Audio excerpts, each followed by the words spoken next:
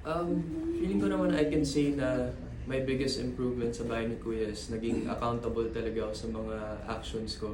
Kasi before going in, I can say na iniiwasan ko rin po yung mga challenges ko, yung mga problems ko. Parang hindi ko kayang tanggapin sa sarili ko na may problems talaga ako and may mali talaga ako. Pero with the help of the housemates and kay Kuya, they really made me feel and think at the same time na there's nothing wrong with that. There's nothing wrong with having challenges. And siguro ngayon, I can say na I'm learning how to face my challenges at the same time. So, Ako naman para sa akin, I really had a huge character improvement. Kasi like before coming in here sa bahay ni Kuya, I just can't accept the fact sometimes that I was wrong. I just can't believe it that my belief was wrong pala.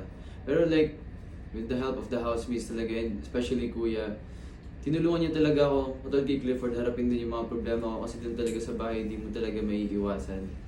And parang tanggap ko na rin talaga yung iba. At siguro, it'll really change the way talaga on how I see things differently now, especially now that I'm outside of the house.